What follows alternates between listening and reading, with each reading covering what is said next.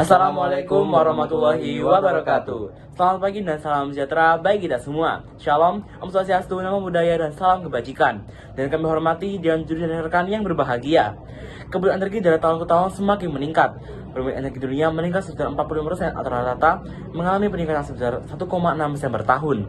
Lalu, Lumbung Sidoarjo merupakan bencana teknologi yang disebabkan pengeboran PT Lapindo Berantas.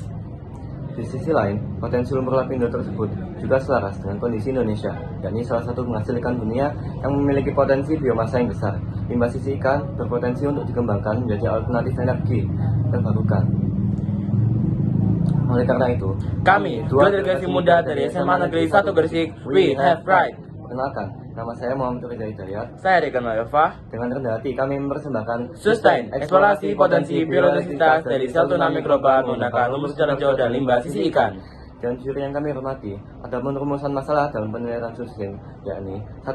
Bagaimana potensi lumpur Sidoarjo dan limbah sisi ikan sebagai sumber bioelektrisitas. Yang kedua, bagaimana cara kerja Sustain dalam memproduksi listrik. Yang ketiga, bagaimana keefektifan Sustain dalam menghasilkan voltase, kuat arus, dan daya listrik. Dan juri kami hormati, ada pun prosedur dalam hal ini, yakni mempersiapkan Sustain dan menggunakan dua ruang yang bersifatan anoda dan katoda. Ruang anoda diisi dengan aliran lumpur Sidoarjo, lalu dibuat jebakan garam yang menghubungkan dua ruang. Lalu yang kedua ini mengaktifasi elektroda. Elektroda karbon direndam dalam HCl1M selama 1 hari dan dibilas menggunakan air suling. Lalu elektroda direndam dalam 1 mNaOH selama 1 hari. Setelah itu rendam dengan air suling hingga akan digunakan. Untuk elektroda yang lain dapat langsung digunakan. Lalu yang ketiga ini membuat jebakan garam. 10 gram bata akar agar dilarutkan dalam 100 ml air, lalu tambahkan 4 gram potasium klorida. Panaskan sampai mendidih, lalu dinginkan. Masukkan campuran gelatin ke dalam pipa, tunggu hingga mengeras. Kemudian, hubungkan jebakan garam dengan anoda dan katoda kompartemen. Yang keempat adalah proses eksperimen untuk Sustain. Pertama, katoda dan anoda dipisahkan menggunakan jebakan garam.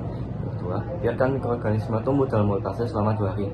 Yang ketiga, ruang anoda diisi dengan aliran lumpur Sidoarjo dan sisi ikan. Yang keempat, ruang anoda diisi dengan kalium permanganat atau KMnO4. Yang kelima, kemudian elektroda dipasang pada masing-masing ruangan dan dihubungkan dengan rangkaian kabel. Yang keenam, amati nilai arus dan tegangan listrik menggunakan multimeter digital sampai stabil dan lalu dicatat. Yang kelima adalah analisis produksi listrik. Multimeter digital dihubungkan ke kedua elektroda dengan kutub positif di katoda dan kutub negatif di ruang anoda. Tegangan dan arus dicatat setiap 24 jam.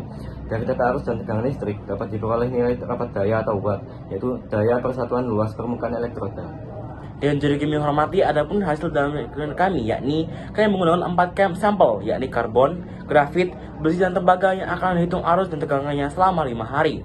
Tegangan bioelektrik yang dihasilkan selama 5 hari pengamatan adalah 2,08 volt untuk karbon, 2,68 volt untuk grafit, 0,01 volt untuk besi, dan 0,29 volt untuk tembaga. Sedangkan hasil mikrobia full cell, arus mikrobia full cell adalah 0,14 ampere untuk karbon, 0,018 ampere untuk grafit, 0,19 ampere untuk besi, dan 0,2 ampere untuk tembaga. Dengan demikian, dari arus listrik dan tegangan daya dapat dihitung yang memberikan serta adalah 0,3 watt untuk karbon, 0,05 watt untuk grafit, 0,002 watt untuk besi, dan 0,01 watt untuk tembaga. Jadi, elektroda terbaik dalam hal ini adalah menggunakan karbon. Dengan juri yang kami hormati, maka dapat dicari benang merah dalam penelitian ini, yakni lumpur Sidoarjo dan limbah sisi ikan memiliki potensi besar sebagai sumber bioelektrisitas dengan senyawa organik dalam lumpur dan komponen dari limbah sisi ikan yang dapat diuraikan oleh mikroorganisme dalam reaktor sel bahan bakar mikroba. Yang kedua, sistem Sustain mengubah energi kimia dari bahan organik menjadi listrik melalui mikroorganisme yang mendegradasi senyawa organik di kompartemen anoda, menghasilkan elektron dan proton yang mengalir ke katoda, menghasilkan listrik, air, dan panas. Hasil penelitian menunjukkan tegangan 2,08 volt untuk karbon, 2,68 volt untuk grafit, 0,01 volt untuk besi, 0,29 volt untuk tembaga, dan kuat arus 0,14 A untuk karbon, 0,018 A untuk grafit, 0,09 A untuk besi, dan 0,2 A untuk tembaga. Daya listrik rata-rata adalah 0,3 watt untuk karbon, 0,05 watt untuk grafit, 0,02 watt untuk besi, 0,012 watt untuk tembaga, dengan elektroda karbon sebagai yang paling efektif. Terima kasih dan juri yang kami hormati. Tidak gading yang tak retak, ada pula akar yang sempurna. Sekian dari kami dan wassalamualaikum warahmatullahi wabarakatuh.